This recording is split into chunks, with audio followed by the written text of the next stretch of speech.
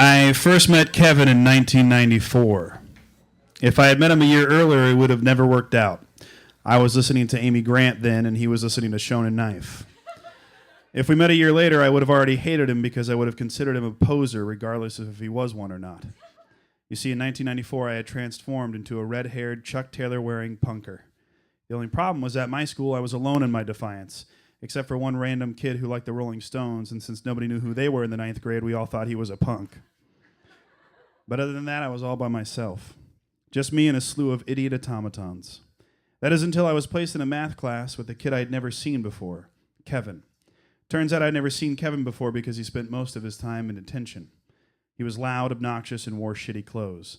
He had zero respect for authority and spent most of his time talking the way Bad Religion wrote songs. Fast, full of hate, and completely enjoyable. He wasn't my hero or a mentor. He was a god and deserved to be worshipped and followed while being fanned by palm leaves. I mean, he called our math teacher a cunt, not to be funny or anything, just because he sincerely thought she was one. He was the most hated kid in our school, and that meant he was my new best friend. We took to the campus and destroyed everything we could. School picture? Not on our watch. Prom fundraiser? Better hide those pies. Homework? Well, hell yeah, we did homework. I mean, we weren't drug addicts. In fact, we hated people who did drugs or smoked because that just proved you could be controlled by something. We hated people who had kids for the same reason. You see, we never ditched class or left early. Being a true punk meant showing up every day and destroying the system our conformist ex-hippie parents set up for us. Go back to your Ronald Reagan, the rich get richer, democracy for all, destroy the foreigners with your New Deal bullshit. I mean, did you know that in 1978, the great Jimmy Carter, in his infinite fucked up wisdom, said... Apologies. Old habits die hard. Now, if you were a punk in the mid-90s, you did two things. You shopped at thrift stores because it wasn't cool yet, and you started a band. So Kevin recruited his friend Jason to play guitar, and we got the Rolling Stones kid to play bass. He wasn't good, but he could pluck out Immigrant Song, which we all thought was an original, so we were content. Kevin owned a drum set, which he never played before, so he played drums, and I was going to yell into a microphone. After our first rehearsal, we knew we would be legends. We spent every day practicing. We wrote dozens of songs named things like Hippies Smell Like Death, Let's Get Kicked Out of Target, and Why Save the Whales When You Can Kill Them. We played impromptu shows on Kevin's driveway that were attended by only the finest the San Diego PD had to offer. We called ourselves the Mutant Turtles, and we sucked, but that was the point. We wanted people to come to our shows and hate us. I mean, we hated everything anyway.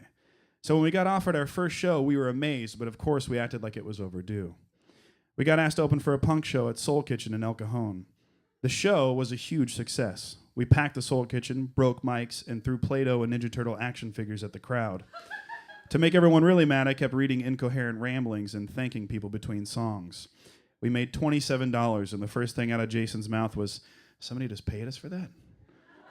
We went to AM/PM, and we saw just how far $27 could go. The next day, Kevin and I decided to go to one of our favorite places to get kicked out of, University Town Center. A place that I still walk into with trepidation for fear of being recognized. Literally, every time we went, we got kicked out, and then our moms came to pick us up. This time we got kicked out, which to this day I can't remember why we did, probably throwing things on the ice rink or spitting at a security guard just to piss him off. And my mom kept pressing Kevin as to why. Kevin just got more and more agitated at my mom. He kept telling her it didn't matter. And then finally, he told my mom to fuck off. My mom grabbed me. We started walking in the other direction, got into the car, and I was told I could never talk to Kevin again. The next day, Kevin called my house like nothing had happened, when in reality, everything did. See, I'm an Irish kid, which means my punk attitude stops when my mom says it does. She said I could talk to him only to say goodbye.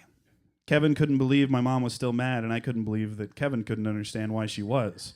Moms were different than everybody else. They were untouchable. They weren't like teachers who were assholes and had it coming. I told Kevin we couldn't hang out or talk anymore, and he hung up. I felt a disconnect stronger than the dial tone growing between us. After that, things changed. I started a new band that actually tried. I got a girlfriend who mainly listened to show tunes, and I quit dyeing my hair with Kool-Aid. I didn't see Kevin again until 4 years later when some friends and I had heard Kevin started a band called the Beautiful Mutants. They were playing the Shea Cafe, so we went to surprise him. The show started with Kevin walking on stage in pants made out of garbage bags, which fans promptly tore off, revealing nature. Then, near the end of the set, Kevin and the band threw raw meat at the vegan cafe audience. I was laughing hysterically and realized Kevin had finally reached the extreme I once aspired to be at. Even though it was amazing, I couldn't help but feel a little embarrassed when I saw the pure hatred spewing from the crowd of unintended patrons. I felt so much pride for how the whole punk thing had worked out for Kevin, but I was even more proud it wasn't me on stage. We left without saying hello or goodbye. I mean, really, what would I have said? Nice show, Kevin. Way to throw meat at that lady's face. And I honestly thought that would be the last time I'd ever see him. Then 7 years later, I was at Horton Plaza and saw Kevin dressed in what looked like a Red Baron costume going through a trash can. I yelled, "Kevin!" He looked up and immediately thinking it was a security guard, took off running. I chased him down and he greeted me with a hug. We talked for a bit, then exchanged numbers, knowing we'd never use them. He returned to the trash and I started walking to my car when it struck me. I had become the worst thing anyone could, a poser. Sure, I still hated things, but in a cranky Archie Bunker kind of way. I had a pretty good job, I paid my bills, and fit into society just like everybody else. I mean, hell, I vote. I was the poser all along. When I think about Kevin now, I remember the first song that we ever wrote together called "Punk's Not Dead, Kurt Cobain Is." And now that I'm older, I guess I finally get what we were trying to say. Nothing. Thank you. That was McLaughlin.